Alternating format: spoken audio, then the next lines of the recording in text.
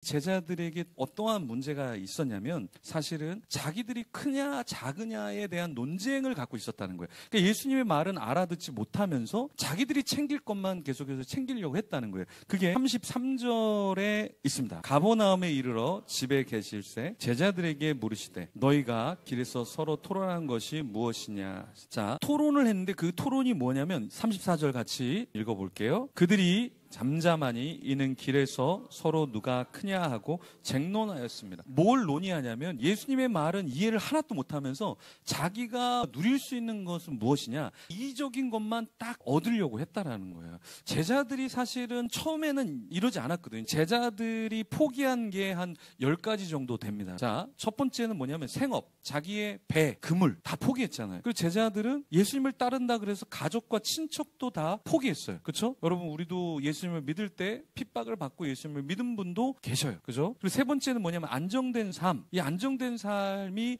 그 어부든 뭐든 먹고 살 수는 있었단 말이에요. 근데 그걸 다 포기를 했다는 거죠. 물질적인 소유를 내려놨죠. 사회적인 지위와 명예, 뭐 높지 않은 사회적인 지위라 할지라도 그 당시에 예수님을 따른다라는 것은 결국에 사회적인 매장을 당하는 것이었죠. 그런 것을 마다하지 않았다. 그리고 7번째, 개인의 자유. 8번째는 안전과 생명. 얼마나 많이 위협을 당했어요. 그리고 9번째는 전통적인 유대교 신앙, 율법 중심의 생활을 던져버리게 되었던 것이죠. 그리고 마지막에 뭐냐면 자기 자아를 사실은 던져버렸어요. 근데 이런 제자들이 초창기에 예수님을 따라다닐 때는 괜히 제자의 모습을 갖고 있었는데 시간이 지나면서 어떻게 되냐면 자기 자아를 죽이지 못했다라는 거예요. 그래서 높아지려고 했다라는 거죠. 여러분, 이 마태복음 16장 24절에 보면 누구든지 나를 따라오려거든 첫 번째 자기를 부인하고 자기 십자가를 지고 나를 따를 것이니라 이렇게 말했잖아요. 그런데 문제는 무엇이냐면 우리가 예수님을 믿고 생활하면서 점차 어떤 것이 다시 살아나냐면 자기가 살아나고 있다는 거예요. 자기가. 나 자신이 살아나기 시작한다라는 거예요. 그러면서 어떻게 되면 내가 질 십자가가 좀 줄어들기를 원하는 거예요. 여러분, 이게 문제입니다. 우리의 문제입니다. 뭐냐?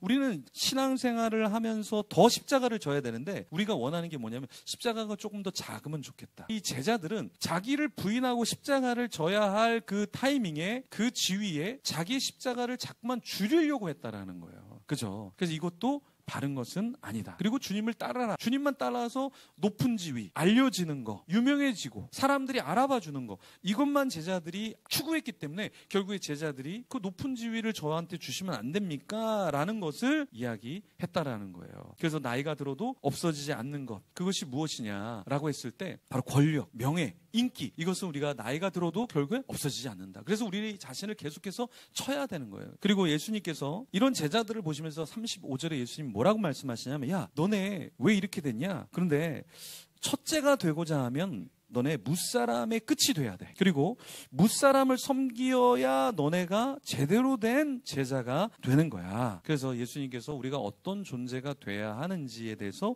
말씀을 해 주셨다라는 거예요. 그러면서 예수님이 이제 어린아이에 대한 이야기를 하십니다. 37절에 누구든지 내 이름으로 이런 어린아이 하나를 영접하면 곧 나를 영접함이요. 그래서 누구든지 나를 영접하면 나를 영접함이 아니요 나를 보내신 이를 영접함이니라. 그래서 이 어린아이와 같은 자가 되고 그래서 너희들이 참 제자가 되라. 이렇게 예수님께서 말씀을 하신 거예요. 자, 그러면 어린아이 같다라는 것은 어떤 특징을 말씀하신 것인가? 제가 10가지를 한번 좀 뽑아봤는데요.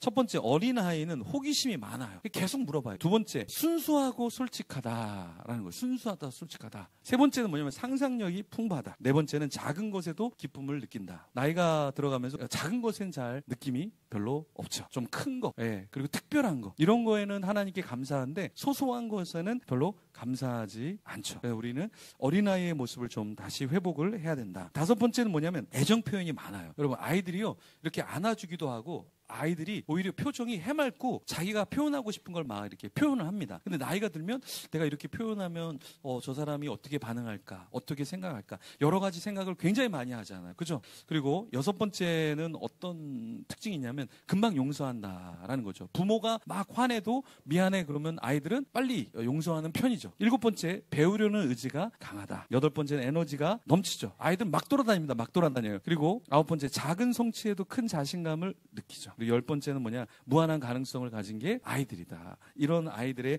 특징이 있다라는 거예요. 설교를 준비하면서 하미 주애가 옆에 있더라고요. 그래서 물어봤어요. 이 10가지 중에서 어린아이의 특징이 아닌 거를 한번 찾아봐라 하니까 주애가 딱 한 가지를 찾았습니다. 어린아이도 좀 하기 힘든 거, 그게 뭐냐? 6번이라 그러더라고요. 6번. 금방 용서함. 그죠? 우리 하음이 주에는 서로를 보면서 금방 용서하기 쉽지 않다. 어린아이도 용서라는 것은 어렵다고 느끼는 것 같아요. 우리가 잘 알아듣지 못하고 사오종 같은 우리의 특징이 무엇이냐? 평생 가도 용서하지 못한다. 라는 거예요. 참 너무 안타깝죠. 내가 사랑했던 사람을 용서하지 못하고 우리 공동체에 있던 사람을 용서하지 못하고 끊임없이 나는 사랑을 받지 못했다.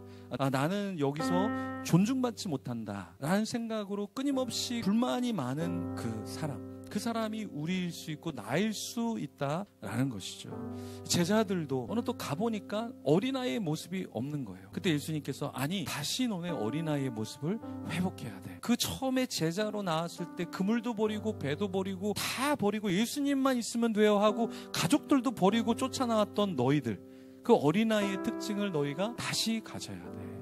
주님께서 우리에게 말씀하시는 거예요. 내가 주님 앞에서 신앙을 회복했다라는 건 뭐냐면 지식을 쌓았다라는 게 아니에요. 지혜를 가졌다라는 게 아니에요. 그것도 맞지만 더 주님께서 원하시는 건 뭐냐면 어린아이와 같아야 된다. 어린아이 같은 이 모습을 우리가 갖고 있지 않으면 주님이 천국에 들어갈 수 없다라고 말씀하셨어요.